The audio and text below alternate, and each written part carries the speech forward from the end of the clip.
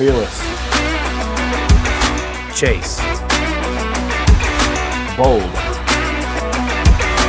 Following. Courageous. Search. I'm Aaron. And I'm Marshall.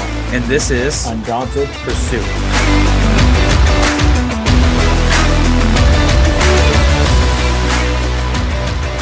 Hey guys, and welcome to another episode of Undaunted Pursuit Podcast, where we're going to be diving into the depths of faith, resilience, and spiritual growth. Today, we have a truly special guest joining us.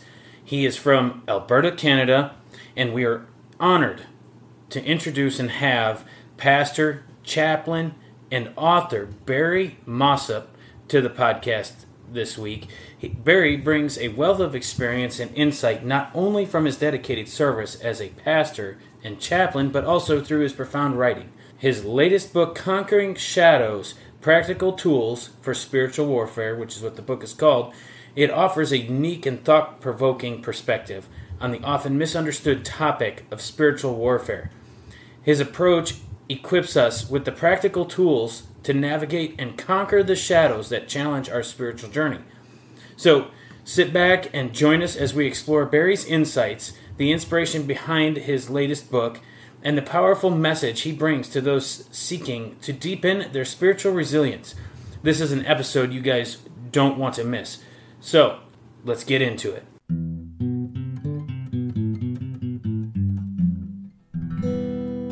Okay, and we're back, and we have Barry on with us, Mr. Mossip. Hey, man, thank you for coming on to this week's episode and talking about it. I've already kind of introduced you before we got started, so have no fear. We're talking tonight about your new book, Conquering Shadows, also Practical Tools for Spiritual Warfare. And when you put that out, I was kind of excited. I really like talking about spiritual warfare and the armor of God. And so if you would just kind of share with us a little bit about yourself, but don't get too far in, because as you saw earlier when we were talking, I've got plenty of questions. So Sounds good. Yeah, no, I've been sharing my testimony quite often to a lot of different podcasts lately. So I'm kind of narrowing down a little bit. I give you a little nutshell. So where do you want me to start? Where should I start? I usually ask that question. What were your lessons? What were your listeners going to like the most? I introduced you. You're from Alberta, Canada, and you're a pastor, a chaplain, and now an author. So, yeah, just a little bit of your background as far as that goes, and then we'll get into the book part of the deal. Absolutely. Yeah. So I'll start off with before I was a pastor, I was a missionary, non-licensed missionary. So we started out from my testimony, I got saved, and then I went to a church where I met my first mentor. From there, he was like, dude, you need to go to college. He's like, you're asking questions here that it's getting too deep here for me. Like I'm trying to run a church here. And it was great. I was maturing. So while I was doing that, I had the itch to do something. I was like, I got to tell people about Jesus, but I don't know how to do this. Mm-hmm. I don't know, how do I properly encapsulate the gospel message? Why am I a sinner? Why did I sin? Why did I need Jesus? Right? That's what started this whole journey. Even from the book's perspective, was that question. I'd ask preachers constantly. I was like, explain to me what the gospel is, like from start to finish. And they're like, we don't have enough time to sit down in one class to teach you the gospel start to finish. We're going to give you the elevator pitch, and there you go. Essentially, you're a sinner in need of a savior. And I was like, not good enough. So this prompted me to go to college. But before I did that, I ran into a fella who's a Korean fella, and his dad was a missionary or a pastor, and he was going to the First Nations reserves. So myself being First Nations as Métis, my mother's side is First Nations, and my father's side is European. And so he asked me, he's like, hey, can you come with us? And I need you to speak on our behalf and tell them the gospel of Jesus. And I was like, let's do it. So I called my pastor. I was like, I'm going on a mission trip. And he's like, okay, see you later. So that's how that started. And I get there, and I did the three circles, the perfect, God created a perfect world, and then sin enters the world, and then Christ fixes that. And I did the three circle thing, and we baptized 12 people that day. And when it was all done, I think on the reserve there, we had about 50 people that had come to the Lord, and we had this like massive gathering. It was great, once a month. And after that day, they called me pastor. They're just like, "You're pastor." So I went from missionary to pastor. Then I went to school, to college, through distance education, through Horizon College and Seminary, where I became not a licensed minister, but I became a minister that the POC here in Canada, the Pentecostal Assemblies of Canada, had given me a commission to run. So I kind of like came in before I was done school. So they allowed me to be a minister where I can do, I was able to do funerals and marriages until the church went down, and the church ran out of money. Typical story for small towns. So, that happens quite a bit. So that shut the doors. And then from there, we went west from where we were in Manitoba. We went out to Alberta. And there I volunteered at a couple of POC churches, and unfortunately they shut down as well. Small community, which kind of sucks. And during that time there, I was kind of like thinking, like, what are we doing here? Like, what's God got planned here? So I went out and bought a truck, and the guy who sold me a truck was a chaplain, and he's like, "You need to become a chaplain." So I was like, "Okay, let's do it." So I found the chaplain's office of Canada. They took me under their wing, helped me out financially there for a bit while I was getting my courses underway, and was ordained in March of 2024 this year. 2 days after I was ordained, I was let go of my job. Now I'm unemployed. It was the crazy part about that story is I was as I was being ordained, the head chaplain was like, "Bless his feet, anoint his feet, because God's gonna do something for him." And I was like, "That's kind of okay. That's a little bit weird. I've never heard of that before." And I was thinking about that. My wife's like, "Something big's about to happen." I was like, "No, it's nothing. It's not gonna be anything like that." 2 days later, "Yeah, Barry, we're gonna let you go." Oh no! So I was like, "Okay, all right, Lord, what are we doing?" A day after I got laid off, I sat down and I was like, "What am I going to do?" And so that's when I remembered that I had put on a webinar about spiritual warfare. And I was like, okay, we need to do something about this. Because when I put on the webinar, the attendees that were at the webinar, I had gave them this tiny little booklet, just itty bitty little booklet, which was called Practical Tools for Spiritual Warfare. And they were like, "That's it? You just gave us 8 hours of content, like academic content on the origin of demons, the origin of Satan, what the forces of evil are doing right now, and you just give us this tiny little pamphlet to go away with?" Like, that's not fair. So I said, "Okay, well, give me some time and I'll write a book about it." And I kind of laughed it off. Well, 6 months later, here I got laid off work. A day after I get laid off work, I jump on my computer and I pulled the computer I'm talking to on right now, pulled it out of storage, said, let's sit down to write this thing. And so I sat down with the computer and I started writing, and I took my wife's laptop out to Tim Hortons, and I was writing. It took about 6 weeks of pure writing. And then I sent it off to the editors, and now I'm a published author. So that's the quickest way I can that's encapsulate perfect. everything that happened. Yeah, because what I wanted to say was that, I mean, we don't see what God is doing in our lives until after the fact, okay? It was terrible tragedy that you were losing your job. Now you're unemployed, but maybe he had his plan all along was for you to write this book, which, let me tell you, it's very well thought out, and it's well researched. And I was even impressed by the amount of citing you did on your resources within the book too. So, Thank you. Yeah, good job.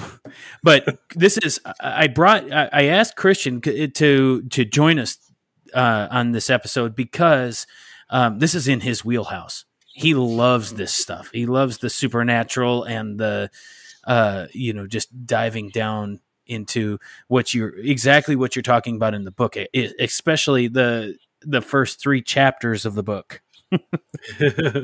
That's good. That's great. So, Christian, hey, don't hesitate to jump in at any time. No, I'm excited. Barry, the only other, real good research that I've seen on this is an old preacher you may know, Derek Prince. Oh, Mr. Prince. I've read many of his books.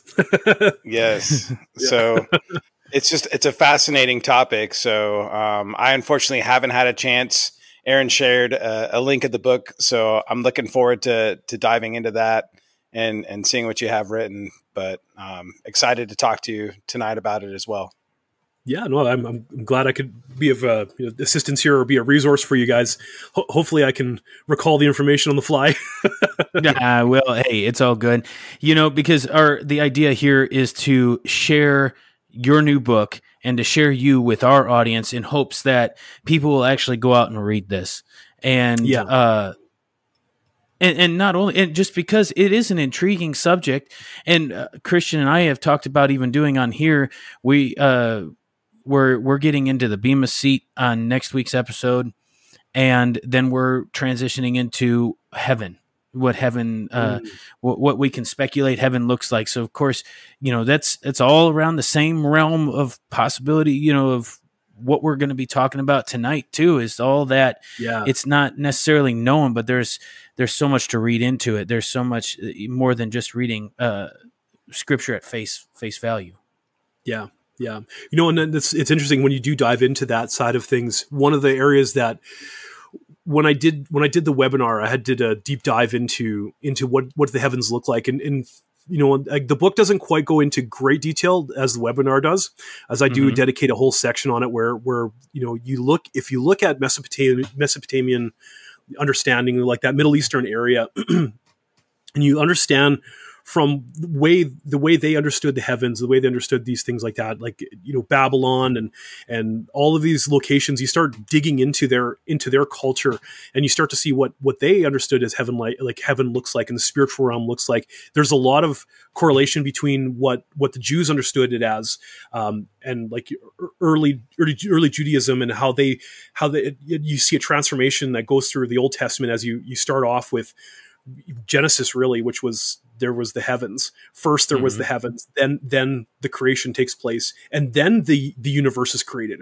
Right, like first it's the heavenly realm, then it's the earth and light and darkness, and then everything else comes into play. And you see this kind of, I say this cautiously, an evolution of sorts, where you see this their understanding of the spiritual realm starts to borrow from different cultures as well, and they matching the cultures around them. And it's really interesting by the time you get to Ezekiel's vision of the heavenly realms, and how he describes him seeing heaven and seeing these things, and then you fast forward all the way to the New Testament, and you see how John jumps off of those same images as well that the prophets of old had talked about. And he too has a similar understanding of how at the very end of it, it's going to look like Eden, right? It all comes back to Eden, right? So it starts with Eden, ends with Eden. And that's kind of how it's going to be, right? And it's really, really an interesting thing. So when you do get into it, there's a lot of good resources out there, but don't shy away from looking at other cultural understandings as well, because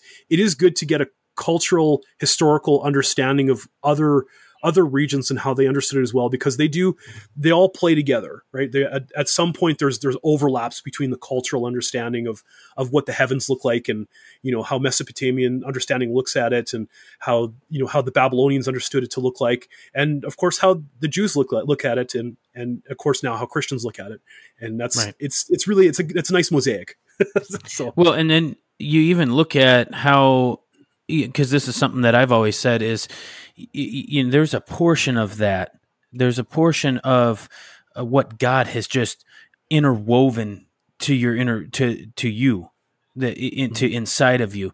So there's part of you that knows that you were created by God, and whether people want to acknowledge that fact or not, it's still God has placed that inside of us. So you see that, like you said, in other cultures. You look at the, even all the way over around the Mayans and all that, you still see some semblance of,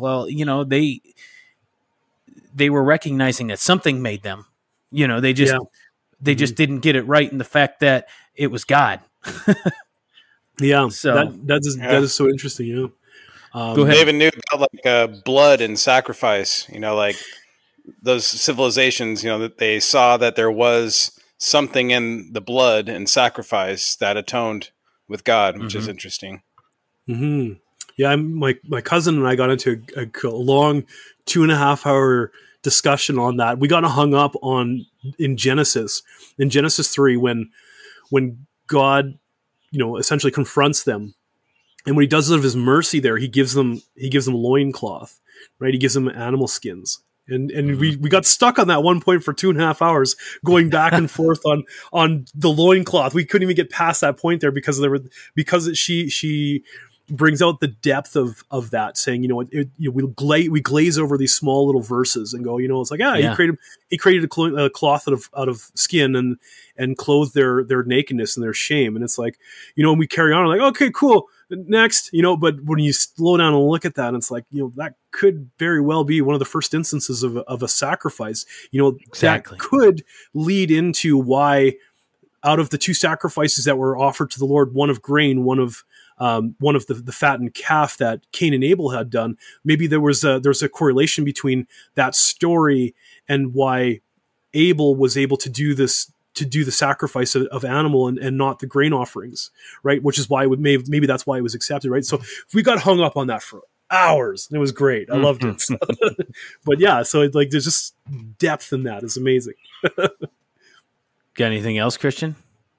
Not on that specific topic. It's just what you guys were saying, just seeing all the ancient cultures and some semblance of the sacrifice, the blood. And I think you mentioned earlier, like we're talking about Job and how create us and let's create man in our image, talking about kind of a wider council of, maybe little g gods. But kind of how those little g gods have dominion over these regions, and they play kind of a counterfeit. I don't know if you want to call it a religion or tradition of still requiring sacrifice, and even the demonic, Baal, yes. Wanting babies to be sacrificed to him. So it's kind of a continuance you see, not just with, Yahweh, but throughout other religions as well. Exactly. And even self-mutilation as well, Christian. Right. Yeah. The, what do they call them? Demoniac. So we're looking for the right word. The guy that was living in the catacombs that was sitting there and cutting himself up, and it's the Baal worshippers that felt like they had to cut themselves, because that's demonic in and of itself. Is anything that requires you to hurt yourself in order to manifest a deity is not of the Lord. So, even that during, oh man, my goodness, I had it. You're talking about Ezekiel? Yes. Or no. Yeah. The sacrifices. No. Was it? Shoot. Elijah, thank you. Yeah. That's what I was trying to do. The other E. That's what I was thinking of. This happens, Barry. This happens to me all the time. I'll get on a rant or something, and I'll forget about it. I'll just completely lose my train of thought. But that's good. That's good. So when I was thinking of. Go ahead. I'm sorry. No, go ahead. I was going to say, yeah, you guys are hitting some interesting topics there about, like talking about the little g gods and dominion over the nations and demoniac and these things like these. I've touched on about all these topics, and these are all really great topics. So I don't want to jump around and because I know you have a flow that you want to go through. So I'll let you ask the questions. But if we miss a topic there, I'll be sure to circle back to it. So no, I don't know what kind of other podcast you've been on, but that's the joy about podcasting is that this is our show. We can do what the heck we want with it. So I don't care. I don't care. This is unscripted. And I kind of like it that way because I like these little side trails that we go down. But when I was thinking about your interview and our podcast this week, I got to thinking, I was like, man, I need to put in some verses. Of course, it's a Christian podcast. We need to put in some verses, right? And I came across one that was just that. As we get to talking more about your book, this is what we should keep in mind out of 1 Peter chapter 5 verses 8 through 9, to be sober-minded and to be alert. Your adversary, the devil, is prowling around like a roaring lion, looking for anyone he can devour. Resist him, firm in the faith, knowing that the same kind of sufferings are being experienced by your fellow believers throughout the world.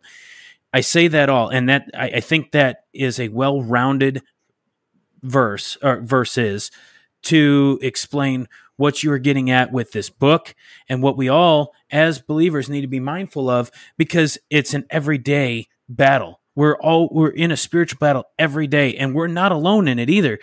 All of us are fighting this battle together. We are God's army. Mm-hmm. Mm-hmm.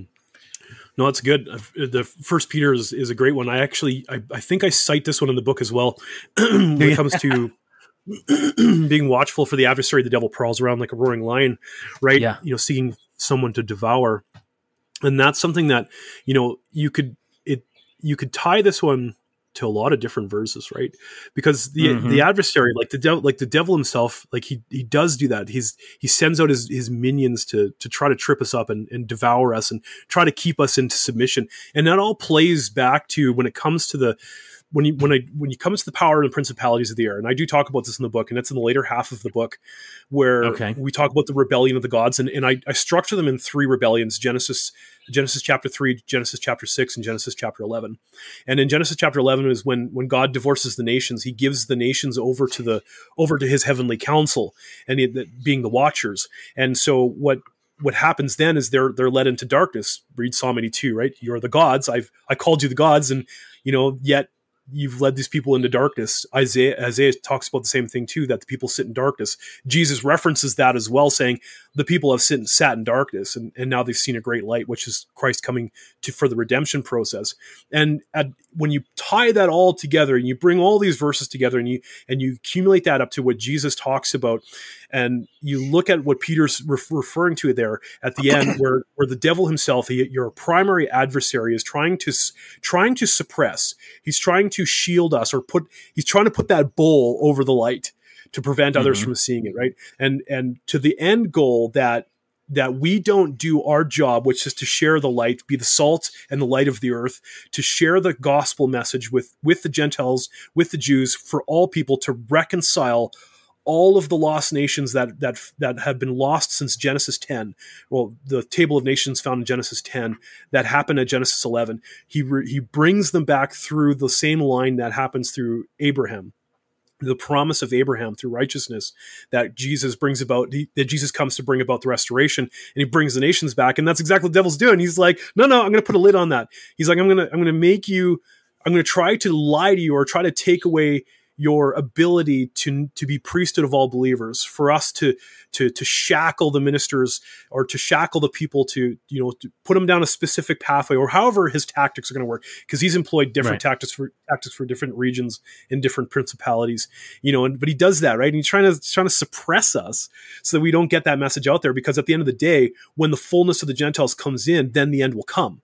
And so if the devil is working with the powers and principalities that rule over the air, because he rules all things that are dead, and if anything that's under subjection of death, he owns it, right? He's the ruler over all these things. And so the gods, now that they're under judgment because of Psalm 82, are now under the headship of the one who rules over the world, which is the devil, right? And so they're going to work with him to stay around so they can prevent the fullness of the Gentiles to come in, because that's the perfect way to win the war. Just, if you know you're going to lose, then why not just postpone it as long as you possibly can, right? And so we are targeted as believers to have that suppression put over us, which is why spiritual warfare is so important. Because once we have our eyes open to that, then we can resist. We can be humble, not prideful, be humble before the Lord. And that's when the devil's is going to absolutely flee from us, because we understand his goal. We understand his power. We understand his things, and we understand that we can't do it without Jesus, and we need a complete reliance and leaning into him in order for us to do this successfully. And that's kind of what the book does, essentially, in a nutshell. The wholeness, it brings the gospel message. It tries to open our eyes to the forces of evil, but not in a weird way. Not in a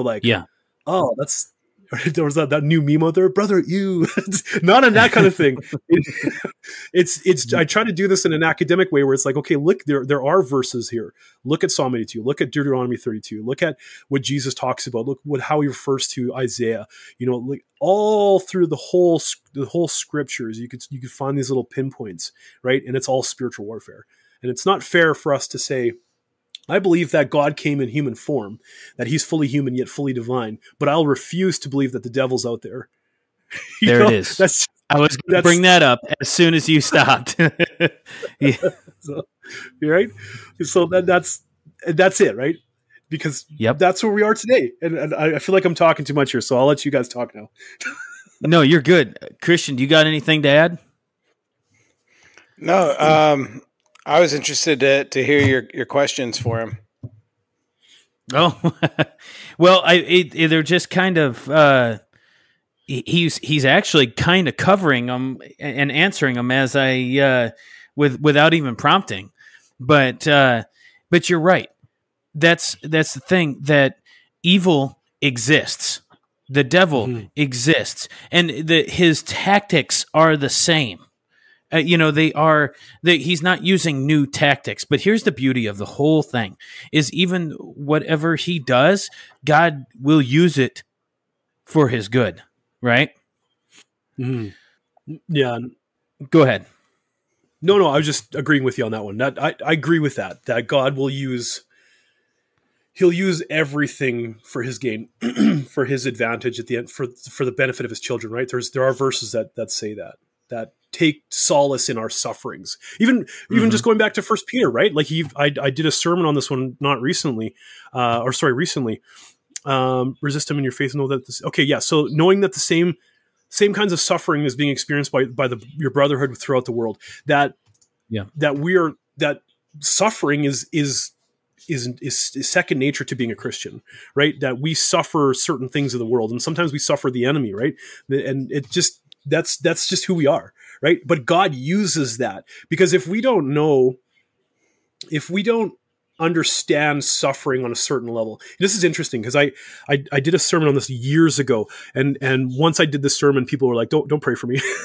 It's that someone came up to me and was like I want to be more passionate, or I want to be more patient with things. It was like, don't pray for patience, because you start praying for patience, then God's going to open that floodgate, and he may allow the enemy to toy with you a bit more. Like, look at Job, man, talk about amount of suffering, but he didn't take his eyes off the Lord. At the end of the day, even his friends, his wise old friends, were acting as fools, and it was the young man that was like, I figured I'd let wisdom talk here, but you guys are idiots.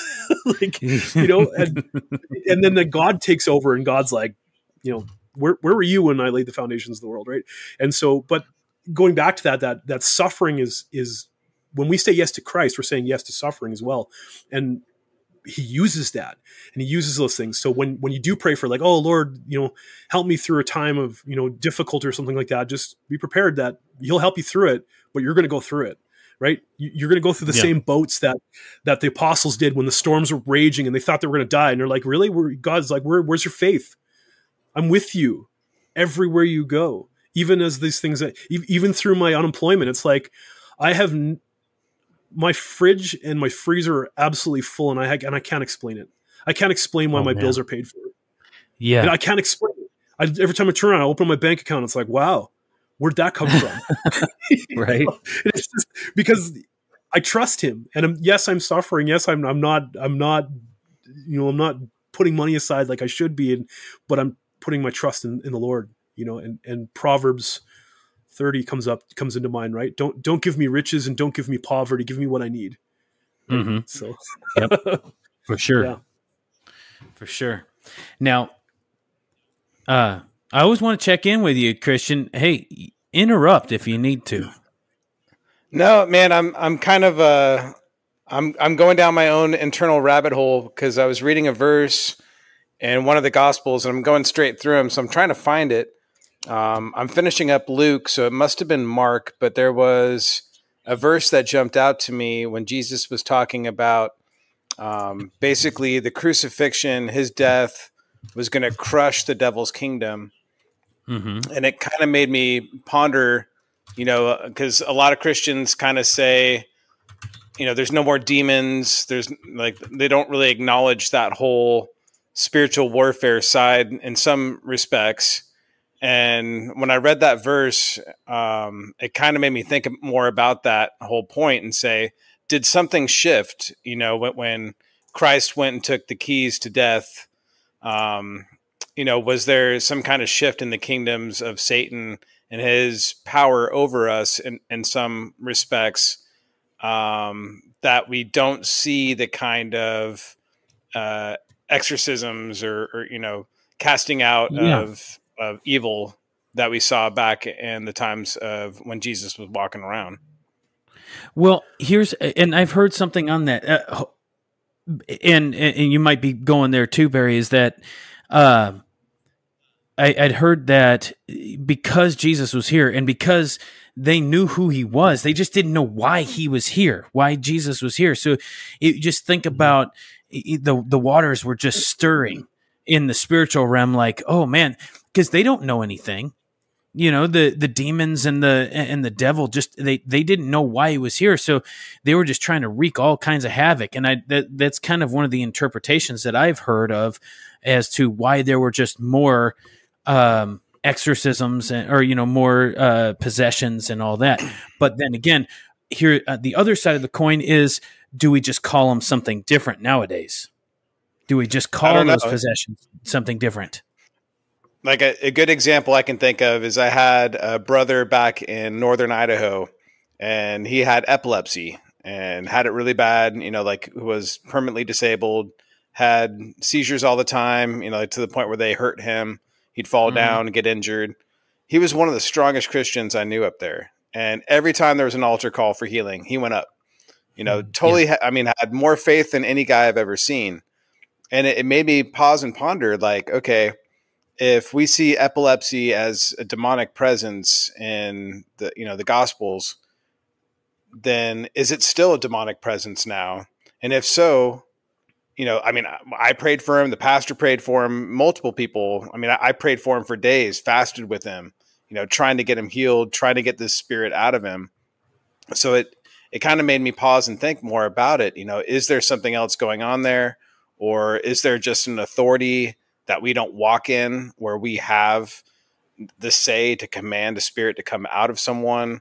Or is there a faith issue? You know, you kind of hear people argue with that around the altar. You know, someone goes up and gets prayer, they're not delivered.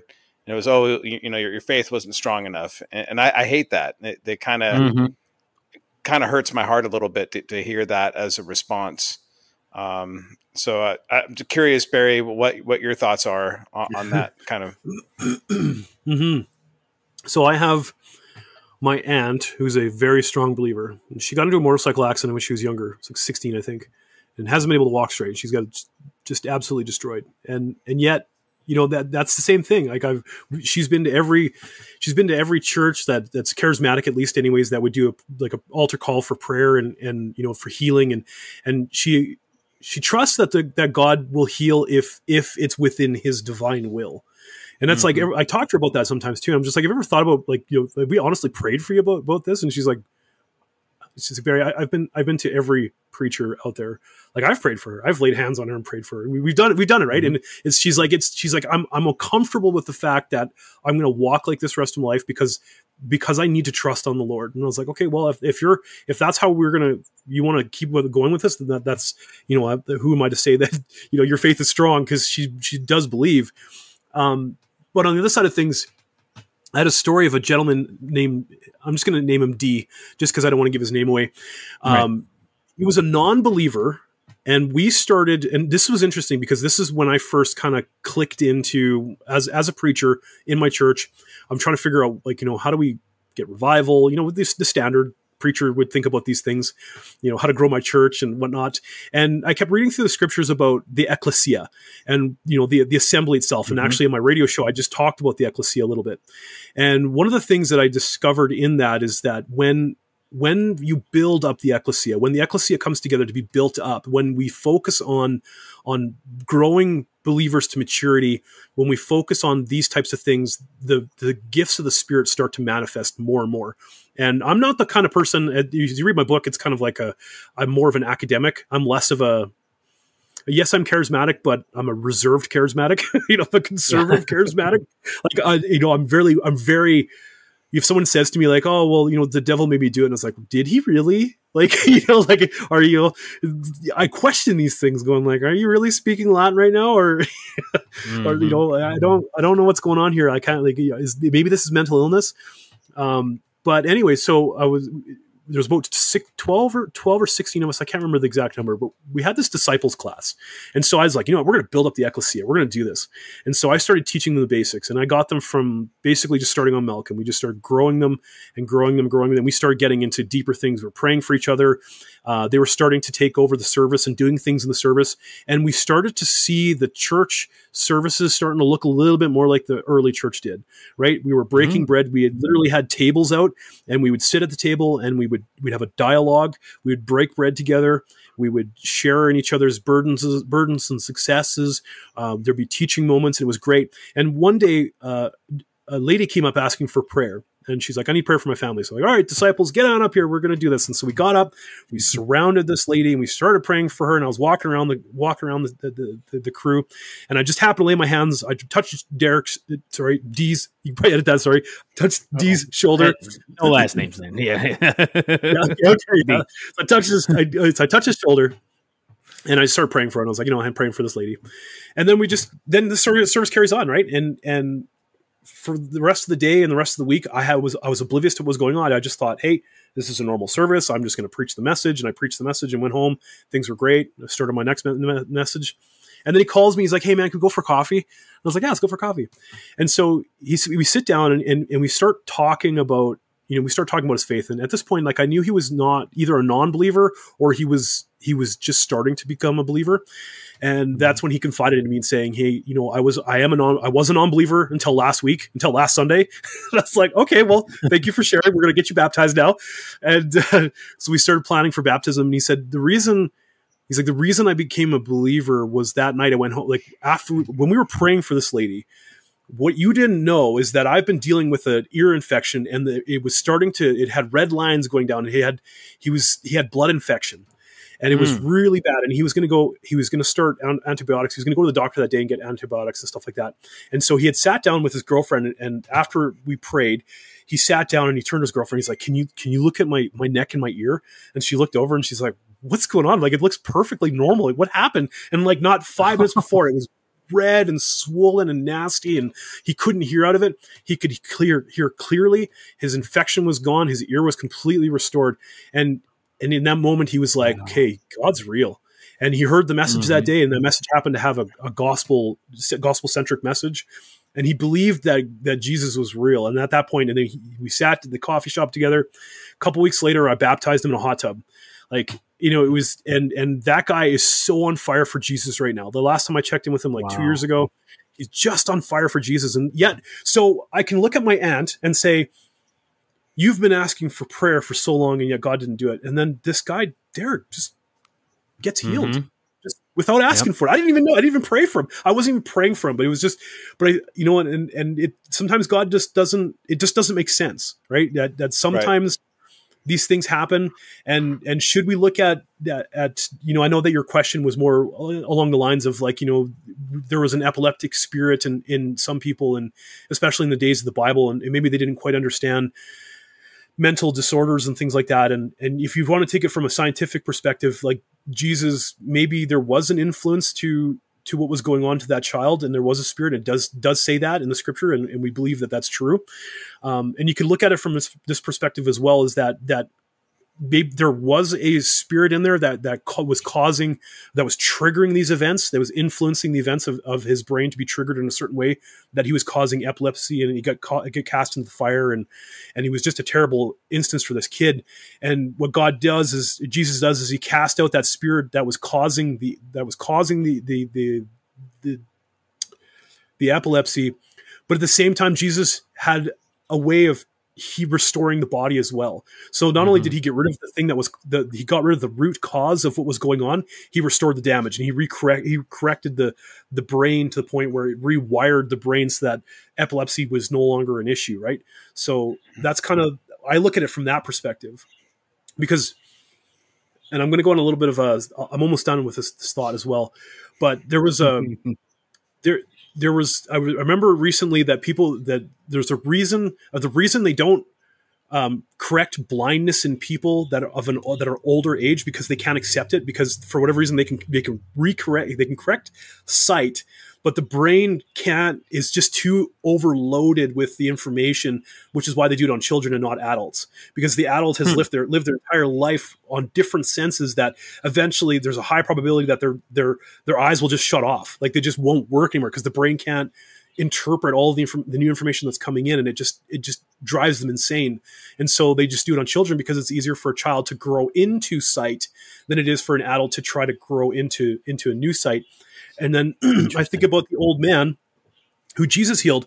He doesn't just reconnect the eye to the brain centers. He rewires the brain to allow the person to see. And he basically gives it a program update in the brain to allow him to not go insane. Right. And so, like, he doesn't never thought of it that way.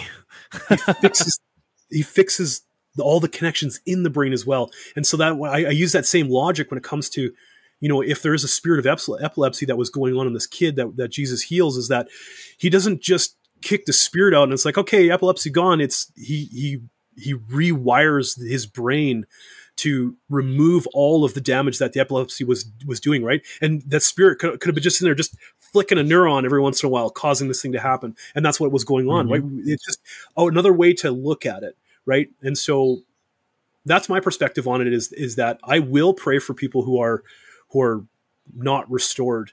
And I will pray that if there's a spirit in there, get out, you're out. And then I'll also pray for the person that the Lord would bring a whole restoration to their body, because it's not just the spirit that gets restored and filled with the Holy Ghost. It's also the body will be restored as well. Right. And I do that as well, but I haven't seen anything other than Derek's miraculous healing there. And even then I didn't even see it. It was his girlfriend who was part of our church board. So I trust her testimony, and the fact that this guy becomes a believer and is a strong believer, I can't deny the fact that took place, so. Well, I don't see any problem with you. I don't see any problem with you mentioning his name on here. That's exciting, and congratulations to him. I mean, that fires me up too. What a testimony that would be, And there's a word for it, but I think I typed it out on here. Was ricochet healing or ricochet gospel. There's another word to it. When somebody comes to Christ, just by hearing when that message was directed towards somebody else. But it happened to me. Go ahead. Did it? Oh, wow. That's how I came to Christ. It was a YouTube recording for somebody else in the States, and I got heard by proxy, right? And I came to faith by it wasn't even directed for me. That's cool. Yeah. Well, let me ask you this then, Barry. So, healings aside, maybe it would be good to kind of go through a breakdown of, in today's world for a Christian, what can we recognize in others, or maybe even ourselves, that you would classify as a demonic oppression, or, like if I know someone and they say I'm depressed, or, I've just really been angry a lot lately, or, like those kind of things where it's kind of sensitive. Like I want to pray for them, but I want to be specific.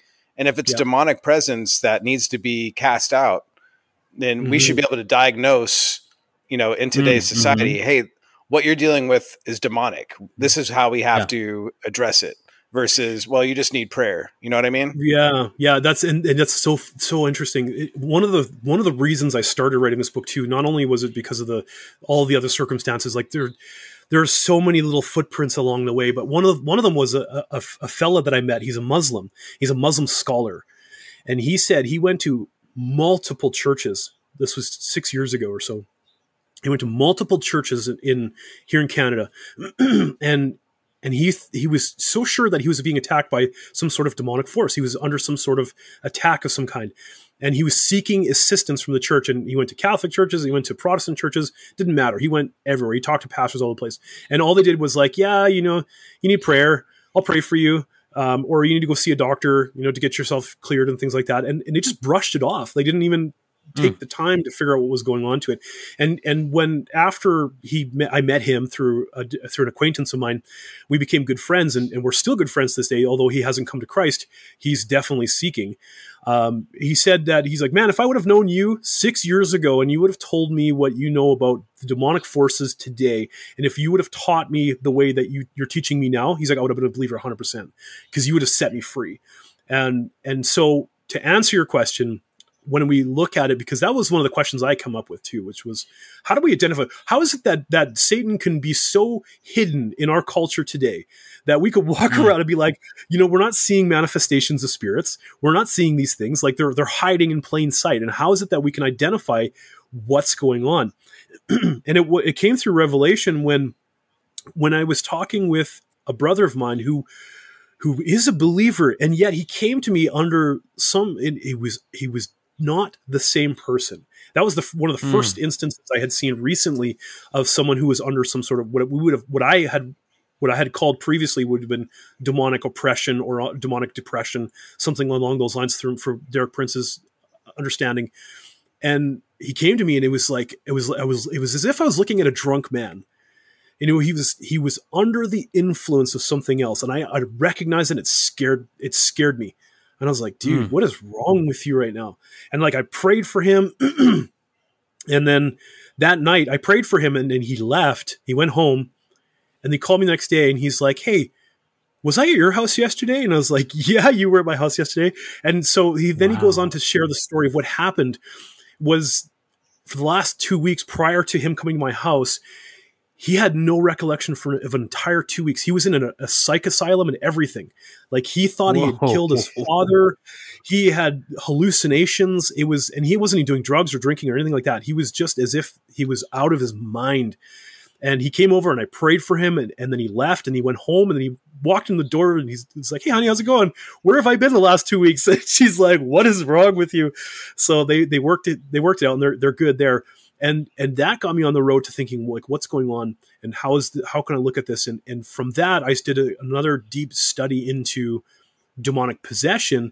And then I kind of started to change my viewpoints and going, there's a reason in the scriptures tell us to be of clear mind. And I thought about that. And so I'm thinking, what if we're thinking about possession in a wrong way? Because possession means, like by the law, right? Like, it's you're owned by something, you're being, it just sounds a little different. So I changed my viewpoint and said, maybe we should start looking at it as influence, like under the influence of something. And I use this as example in the book as if we think about demonic activity in a human being, then we can think of it as under the influence of something, which is similar to what we would call alcohol or spirits, because they call alcohol spirits, right? Yeah, and so when you drink or when you do drugs, mind-altering substances, you tend to change your personality. There are different, like alcohol itself is such an interesting thing. Like, I can't go into it because I'm not a neuroscientist, but I know the effects of alcohol and what it does, and the effects of certain drugs. Like, I've been watching some of my family members go through drug addicts, like they're drug addicts, and I watch what's going on them, and it's like, this person isn't the same. It's as if the person takes a back seat, or they've just become under almost like hypnotism. They're hypnotized by a substance, and that substance drives them around as if they were a meat suit. And it's like thinking, like, when you get drunk, you're basically under the influence of the alcohol to the point where your judgment's impaired, your timing's impaired, everything's impaired about who you are, and you're not the same person who's under the right mind, similar to the demoniac, which was being driven by a legion of demons. And so I changed my viewpoint into influence. And when we start looking at it from an influential perspective, then we can start to see, Christians can be influenced by doctrines of demons. Peter talks about that. Paul talks about that a believer can sit under false teaching and be influenced by specific doctrine to the point where they take their eyes off God. And that is demonic forces. That's what the demons are doing, is they're influencing a person to the point where, like in Screw Tape Letters, there's this back and forth between Screw Tape and his nephew, and you could see that influence going on. Where he even talks about how it's a slow process. It's like, a little bit of here, a little bit here, a little bit of a word here, or a shifting of this here, and it's like, yeah, that's exactly what happens. Long-term programming will do that. Programming does that. Influence does that. And so when you start to look at that, you can go into even a church and look around and say, these people are being influenced by whatever. It could be anything. It could be the TV, or it could be, a specific music or something like that.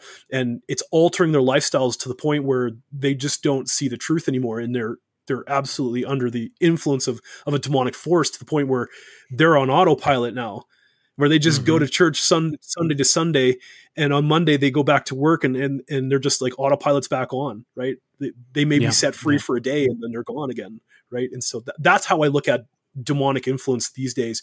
And I think with the way things are going right now in the world, and every generation says this, that we're getting closer to Christ, and I agree that we are closer to Christ than we've ever been, and the things are moving very fast. But we're seeing the boldness of the influential people coming out more and more, to the point where they're just like, they don't even have to hide anymore. That the influence is taking over to the point now where demonic activity is as it manifests, people are like, that's normal. That's just a tweaker on the side of the road. That's just a person who's like, given into the sin to the point where he's like, no, that's good. I'll smoke pot for, 6 days of the week, and on the seventh day I'll take a rest, and or that's just the way the celebrity is at the time, you see that. Right. Yeah. And that's where I think when it comes to the forces of the demonic forces, because the way I describe them in the book, or at least I present them in the book, is they're disembodied spirits of, they're the Rephaim, right? They're the Nephilim. They're the dead Nephilim that are considered Rephaim, and they're transient beings between the realm of the dead and they can't get into the heavens. And so they're stuck on the earthly plane, and they're living vicariously through us, through influential elements. The more they influence, the more they get to experience the earthly life yet again. So, when we give in to vices of the flesh, they live vicariously through us. And so that's at least the idea that I present in the book, and it, I do argue the case a little bit there, that's a good way of understanding it. I'm not saying that it's the gospel truth, though, because the Bible doesn't give us a really clear understanding of exactly what the unclean spirits are, but based on cultural understanding and historical understanding of these elements, and the way scholars have graciously given us the information for that, it's a good case, and there's people out there that disagree, but that's the take that I sit at. That's the side of the fence that I sit on. Hopefully that answers your question. Again, I tend to just take the simple answer and just expound it into something completely. I'm drinking it different. In, buddy. That's good stuff. I only have one other question, but I don't want to. This is one that jumped out at me the other night. Again, going through the Gospels, and it stood out to me. I've read it many times, but I never really understood it. It's Matthew 12:43. Now, when the unclean spirit has gone out of a man, it roams through waterless, dry, and arid places in search of rest. And that's always kind of puzzled me. Like, are we talking water as in the Holy Spirit? So people that have the Holy Spirit, they're water places. So they're searching through dry places. And it made me flash forward to the swine, going back to demoniac. The demons go into the swine, and what do? They go into the water, so like it makes me think of like, there's some kind of correlation there between, but I'm wondering, Barry, if you have any insight on why they roam through waterless places in search of rest. Yeah. Okay. So that's, without getting into a really deep part of it there, but I'll try to make this as short as possible. So I use this example as well in the book there, because Jesus takes this great analogy, and it has so many layers. Think of it like an onion, right? Like there's these layers of what he's trying to unpack, and it's like, wow. So he's talking about when a demon is expelled from somebody, the danger is if you don't replace it with something else, it's just going to come back, right?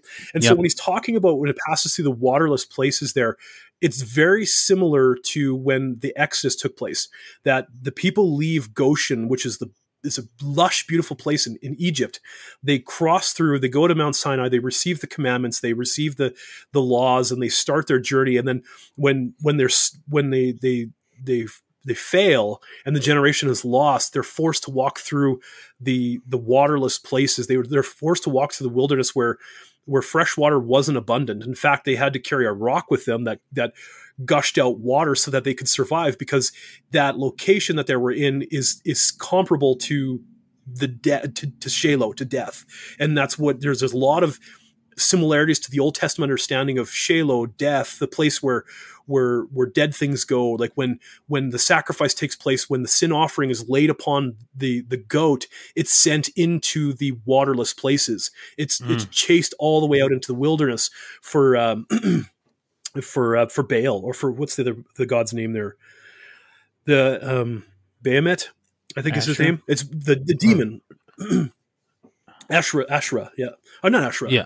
One of the gods, yes. So one of the gods there. Then right, there's so it's Moloch, sent out. that's the only other name Moloch, I know. Yeah. There's these. It's one of the prominent ones, right? It's one of the higher gods, and essentially that's the adversary figure, the demonic figure, and that waterless place that's when Jews at the Second Temple period, where they looked at that, when Jesus said they passes through waterless places, they're like, oh, it passes through the places of the dead, because chaos is the ocean, and so is the waterless places. That's the place of torture and torment, that if without the presence of the Lord, you could not survive in the wilderness, at least in the days where, in the instance of where the Jews were looking at it from, if God wasn't with them, they would not have survived, because there's no fresh water there. They would just simply die. And so that's where the spirits go, that when it's cast out of somebody, it goes to the place of the dead where the Spirit of the Lord doesn't reside, where God isn't there. They're separated from God.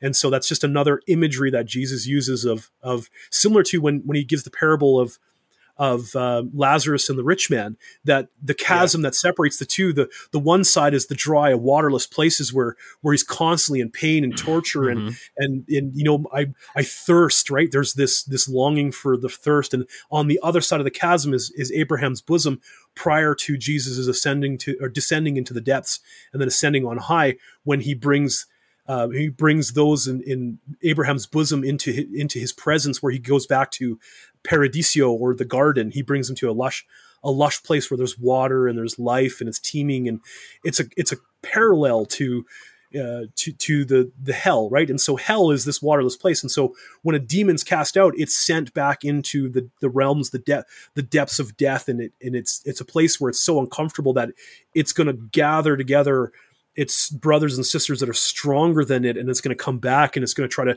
wrestle away whatever's been put back into this person that's been freed from a demonic influence or demonic oppression.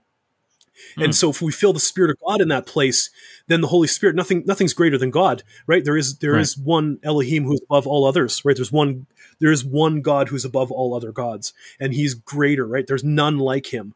And so when that Spirit resides within a human being, it doesn't matter if he collects the entire legion of demonic forces from the depths of the waterless places to come back, it ain't going to matter, because you can't go up against God, right? And that's kind of when I draw this analogy out of that passage to say there's a warning to us as believers that we shouldn't go out as a Ghostbuster and be like, I'm going to go knock on demons' heads, and I'm going to be, I'm going to get out there, I'm going to put on my full armor of God, and I'm going to take my word, and I'm going to go out there and I'm going to slice these demons up, and I'm going to cast you out in the name of Jesus. Well, we have a story of that. The 7 sons of Sceva did exactly that.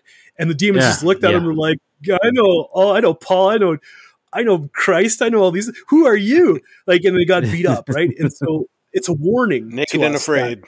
They're beaten to the point that they were naked. Right. And so we have this analogy to say, be careful when you're going to do spiritual warfare. Do it for the sake of the gospel of the kingdom, that you're going to, that this person's going to be drawn to the presence of the Lord, and that the person, when you leave them, when you raise them to maturity, that they're going to grow in the knowledge of Jesus Christ. I'm not there to give myself a name because I'm the next demon hunter. No, that because if that's the heart towards it, then we're no different than Satan, because of the pride that we have in our life, right? And we are going to get beat down because they're the second. It's like that Constantine movie, right? Where it's like, oh, it looks like someone doesn't have your back anymore. Like that, right? 2 seconds, fellas. My dog's about to go insane here. My wife just pulled in, so if he blows up, then we'll. That's cool. Okay, he's not doing it. Okay, good. Perfect. Okay. Does that answer your question? Yeah.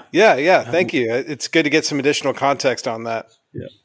That's good. Yeah, that's awesome, man. Such good conversation tonight. And as we start kind of trying to round this out a little bit, I want to kind of reemphasize the fact that whether we like to admit it or not, as believers, we are involved in a spiritual warfare on a daily basis. And along those same lines, we would be remiss not to even mention the armor of God, which we did kind of get into a little bit when talking about spiritual warfare. What I like about let me preface that by saying that you can find that in Ephesians chapter 6. And any of you guys listening can go look through that. But what I like about what your book is doing is that it's like you go and read your book, Barry, and it makes you hyper aware of the evil forces and the spiritual warfare that we're in. And then, what you should have already known and what you should have already read would be God's word in how you protect yourself, how you use the armor of God to combat those evil forces. Am I right in thinking that? Yeah. The idea of the book is to help teach those spiritual, the spiritual understandings, and I've talked to a few people now. They say that your book is really advanced, and I tried my best to keep it as non-academic as possible, and try to keep it in the hands of the layperson as best I can. Right. Right. And some people said that they accused it as, it's probably not for a super young believer, because they could walk away with the wrong ideas. But I would tend to disagree that if read by a younger Christian, as long as they had resources around them, mature believers, that I think they could handle the word, because really at the end of the day, it does teach you how to put your armor on properly, right? We're at Helm's Deep, and Aragorn picks up that sword and he's like, this is made of good steel, we're preparing even the young kids to get into spiritual warfare, to understand that it's like, the boogeyman's not under the blankets or under the bed kind of deal, but at the same time, it's like, he's real. He is a prowling lion. We are your, and if you are teamed up with a spiritual couple or a spiritual elders of the church there, then they will protect you as well. Like, you're not going to get devoured by the lion that is the devil or the demonic forces, because you'll have your brethren with you and the Spirit of God dwelling within you that'll help you along the way. And so the book does what it does is it helps you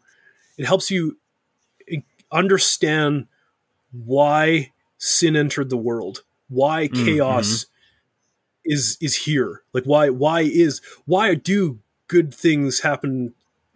Good things happen to bad people, and bad things happen to good people. Yeah, exactly. In both senses, right? Because it does happen. Right. The rain falls on the good and the bad.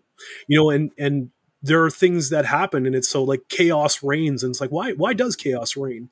And why do I need, what's the importance of the gospel of the kingdom of heaven? Why is there so many petitions? Why does even the 10 commandments say that you shall not have any other gods before me, if there was no such thing as other gods?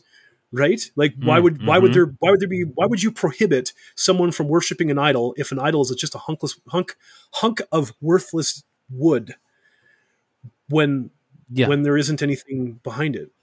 But there is something behind it. And so when we as believers understand these things, and when we go through the book, you should get a good understanding of how to put your armor on, how to protect. It's almost as if we have an opportunity to see the enemy's battle plans, and we could see his tactics, right? It's the art of war, only we get to see it. We get to see the enemy's.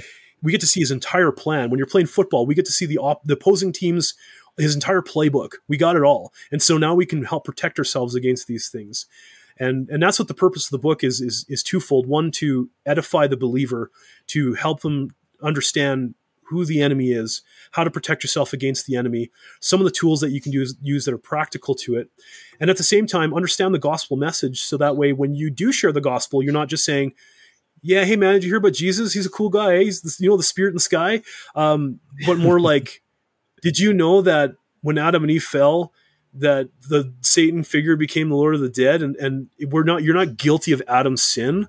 Did you know that? Well, really? Okay. Well, what does that mean? Well, did you know why the chaos reigns in the world? Did you know that you could be influenced by demonic forces even if you're a believer? Did you know that the powers and principalities that Paul talks about are actually found in Genesis chapter 11 and Deuteronomy 32 and Psalm 82, they're all there, and that they're still here today, and that their goal is to stop you from sharing the gospel message.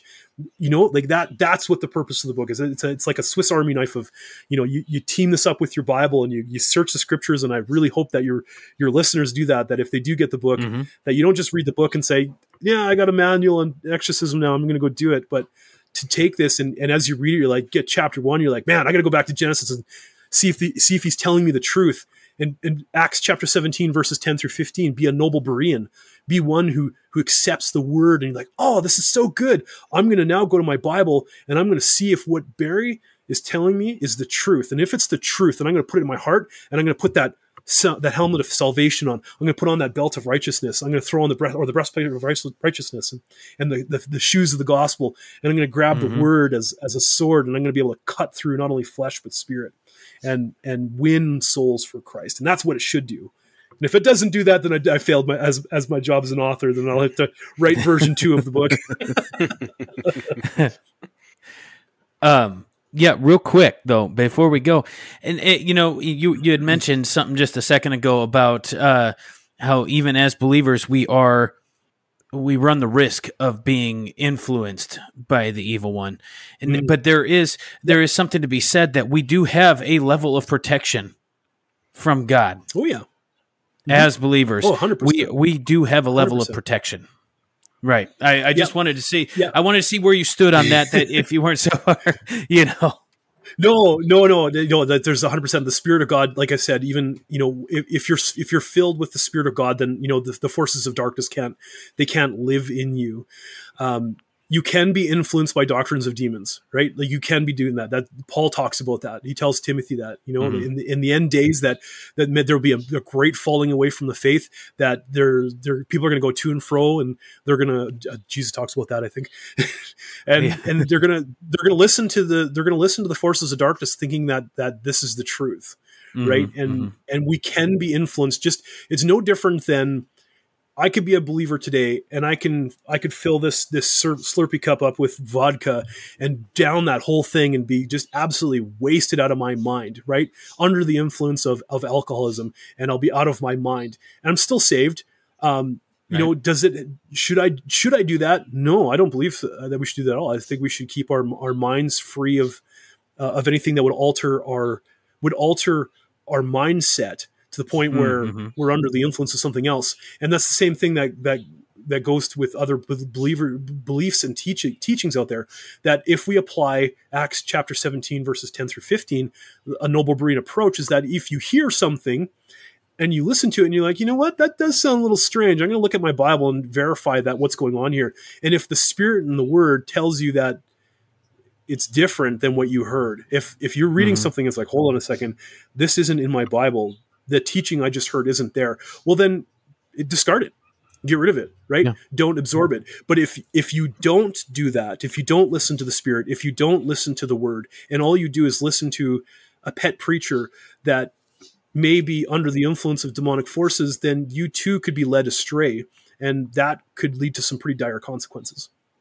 Oh boy. Well, good. That's kind of what I was looking for. Good clarification. I like it. Christian, do you have anything else, buddy? No, I just feel bad. I didn't get a chance to read the book before we talked, Barry, but I have a copy up Hey, I got the PDF, and I'm really looking forward to going through it and reading what you. I mean, it sounds great, and I read the first couple pages just in Genesis, and man, it's great. I'm really, really looking forward to reading it. That's good. That's good. I appreciate it. I hope others read it as well. So. I've kind of proofread the first 3 chapters, and then of course, it's 213 pages. It's not a huge read, a lot to do within the time period that we agreed to here, but that's cool. We had a great conversation, Barry. Where can people get this book? Where can they? How do they get it? How do they follow you? Do you have any more plans on writing more books? I mean, this conversation here tonight has, maybe you should just get into authorship. Yeah, I thought about it. I have a couple other books I was thinking about working on. One of them was on dreams, a biblical understanding of dreams, because the Bible talks about that one a lot. I also have another project in the go, which is called Church Life Cycles. Just a pet project I've been working on for a while to kind of give. There's so many church models out there, but this is more of just an idea that people can, incorporate within their local churches as well, where they can be. The goal of the book really would be to bring either immature Christians to maturity, or give a blueprint for mature believers to what to do when they create a spiritual baby. How do you, like a parenting book for Christians.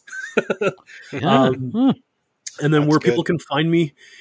Right now, the primary location is my website, which is nlmrebellion.co. That's nlmrebellion.co. That's where most of my links are. I've got a radio show with Conviction Radio. I do that Mondays, 8 a.m. Eastern time, where I'm working on church life cycles on that one. I have a YouTube page, which is linked in there as well, where I just kind of dump all my content, and you can watch the actual Rebellion webinar that I did, which spawned the book.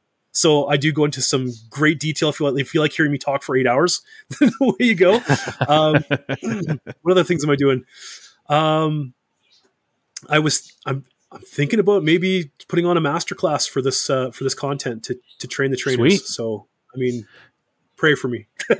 I need prayers. Definitely. Yeah. But my website's the best way to get hold of me. Okay, and of course that'll be in the show notes as well. So, any of you guys listening, check the show notes and his links and everything. You guys will be able to find it. Now, is this book only available? Right. Where is it available? Yeah, you can get the physical copy on Amazon in all nations. I don't know if it's translated into other languages, but you can anywhere on Amazon, whether it's .com, .ca, .uk. You can get it there, physical copy, or you can do the ebook on Amazon as well. So okay. I did go the route of where if you have Kindle Unlimited, you will get it for free. So there is that option as well.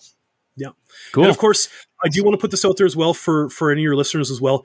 If you love this, if you want to get a copy of this book, but you can't afford it, it's too important to keep behind a paywall. So just feel free to go on my website and find my email address, email me, and I'll email you a PDF copy, because I'm not here to make money. I'm here to spread the word of God. So yeah, there you go. But of course, like God's word says that even ministers need to make a living on the stuff. So by all means, go and support him financially as donate, well. But yeah, you could donate on my website. There is a donation page. Conquering Shadows is the name of the book, and author Barry Mossip. Hey, man, thank you for joining us this week. I thoroughly enjoyed this. We're going to have you back on in the near future, talk about those other ideas, and just maybe get into it. Aliens. Yeah. We're going to talk about aliens next time. I'm huge into aliens, so if you guys want to know my opinion on aliens, bring me on next time. Christian, weren't we just talking about this? Yeah. Were we talking about this not that long ago? That's a must. I would love that conversation. Let's do it. Okay. Yeah, we'll talk. Hey, Barry, hang out for just a second. And again, thank you for coming on. Thanks for having me on. Yes, thank you, Barry. All right, guys, we'll see you on the other side. Thank you guys for listening to this week's episode here at Undaunted Pursuit Podcast. And we just really enjoyed having Barry Mossip on just to discuss spiritual warfare. It was a fun episode, and I hope that you guys share this episode with somebody this week. Also, don't forget to check us out on all the social medias, Facebook, Instagram, X, and now TikTok. Don't forget that. Go follow us over there. Watch some of those videos that we've got posted there. There'll be more on their way. Let's see here. If you need to message us for any reason at all, you can message us on, of course, social media or mail at undauntedpursuit.com. And our other email is undauntedpursuit@gmail.com. So we have plenty of ways for you to reach us. And as always, the music at the end of these episodes, we couldn't thank our artists enough for supplying the music, and we hope that it touches you as well. So check them out. All their links in the show notes, Barry's links, the artists' links, everything is included in the show notes, so make sure you check that out. And of course, anywhere you listen to podcasts, if you can rate, review, subscribe, all of that will help us out. Anyway, in the meantime, guys, thanks for listening again. We'll see you next time, Undaunted Pursuit Podcast. See you guys. When I say we've been through tough times, what I really mean is I drug you along for mine. Many years with me you suffered. I think your past made you feel that's all you deserve.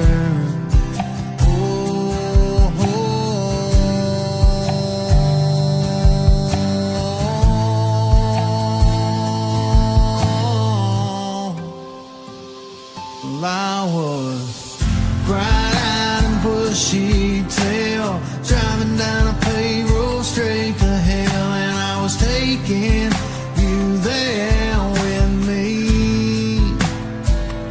I was letting my past and yours become our story, but that was before the moment that I believed that the saving grace of God could change everything and put us on the road to heaven, and that's where I want us to be. That's where I want us to be.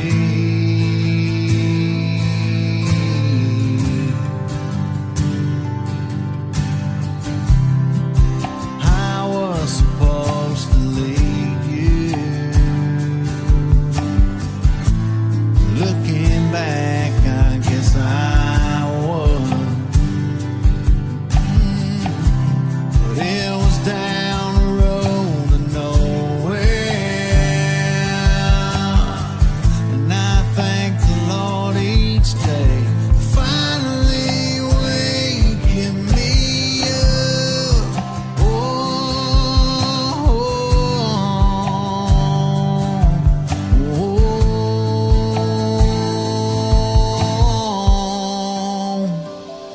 I was bright-eyed and bushy-tailed, driving down a paved road straight to hell, and I was taking you there with me. I was letting my past and yours become our story, but that was before the moment that I believed that the saving grace of God could change everything and put us on the road to heaven, and that's where I want us to be.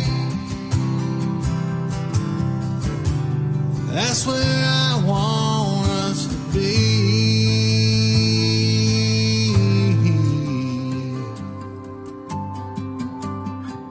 Well, I had to write this in a song, girl. You already know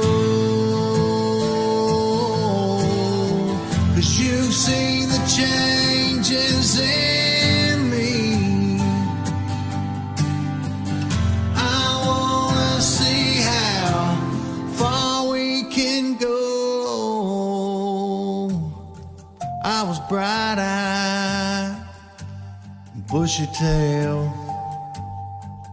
I was driving down a paved road straight to hell, and I was taking you there with me